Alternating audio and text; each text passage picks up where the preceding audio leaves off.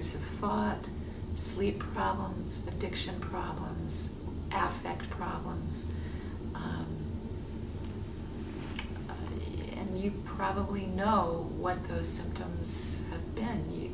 As a care provider for traumatized individuals, you might even display some of those symptoms yourself, a kind of hyperarousal, can't get to sleep at night, having a memory over and over, or it's also often true for caretakers of in high trauma cases, or I'm thinking of lawyers in particular. Lawyers and therapists have a vulnerability to start playing detective, actually, rather than being able to allow the story to unfold. And that playing detective is a kind of upregulation, arousal. I've got to figure it out so we can all be safe. Now, it's an important skill.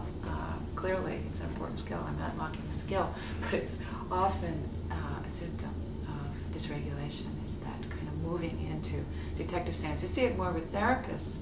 As they move, it's more clear when I'm telling this to a community of therapists that your job is not to be a detective. They kind of know that because that's part of their training. Less clear to a lawyer. But that symptomatology is part of that hyperarousal, something to really look at. Part of looking at why it is also that the caretaker of a traumatized individual or a traumatized family begins to be impacted by the dysregulation is because of something that we're discovering in the attachment and neuroscience field called mirror neurons. And that is that the brain activity, there are certain kinds of brain cells that reflect and anticipate the neural activation patterns of the other. So if I'm seeing you eat a banana, I might have the same inclination to move towards a banana myself. When you think about this with learning in infants and early caregiving, that the mother's ability to attune to an infant via mirror neurons and to anticipate her actually engages the neural developmental activity of the infant, starting to imprint the mother. So that for learning, for development, for tribes working together to bring down an antelope, for the sake of community, we are able to understand and unconsciously understand one another's minds limbically. It's kind of the unthought known. We can feel one another. We can feel each other's pain. Buddha talked about the importance of how we are all connected, and they're now beginning to think in neuroscience we are all connected limbically. We're all connected, and therefore we have a mandate to help each and every one of us alleviate suffering. So the mirror neurons piece is really important in terms of understanding how we develop mind sight, and also for the double-edged sword of empathy, for the notion of the caregiver in empathizing with a highly traumatized individual or their family. It's also important to understand about the role of attachment in understanding and working with trauma. When I've talked about trauma thus far, I've really talked about episodic trauma. I've talked about the Great Tsunami, or I've talked about refugees from the Pol Pot, or torture victims, or death row inmates, or we're talking about a highly traumatized population. Now, there's another way in which we might want to expand our understanding of trauma, and that is the frame of cumulative trauma. And that has to do more with the failures in an early environment growing up where there were attachment ruptures, which are very stunting developmentally to an individual, and make experiencing trauma down the road all the less likely that there will be an easy recovery.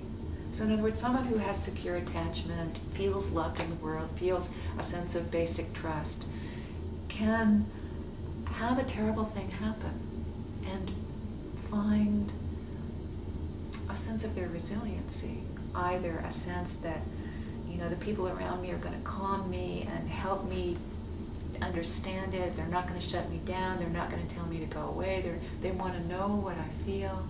They want to hear how I experience it. They care. They're going to give me the space for me to relationally create a coherent narrative. And I will be restored. I'll be restored about a safe world. And I won't blame myself. I'll say, it's not my fault. This terrible thing happened. But not everybody has such good innings.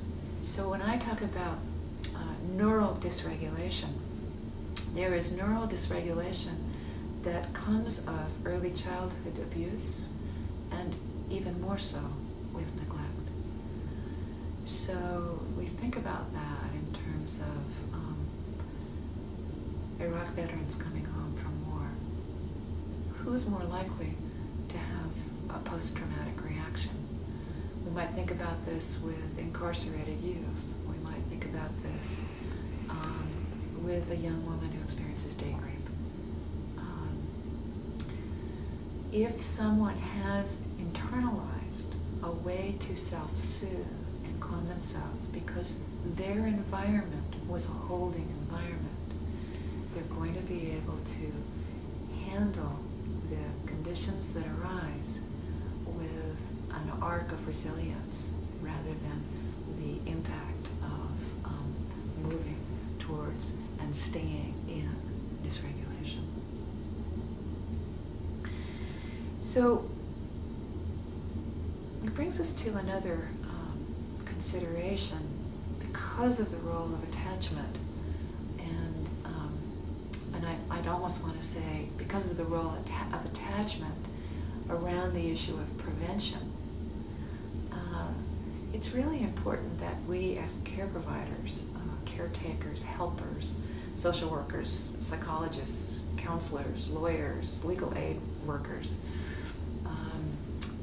public policy, NGO workers, you know, we're in the helping profession, and we might have a lot of different titles for it, but at our hearts, at our core, we came into the work of helping with a yearning to do so. And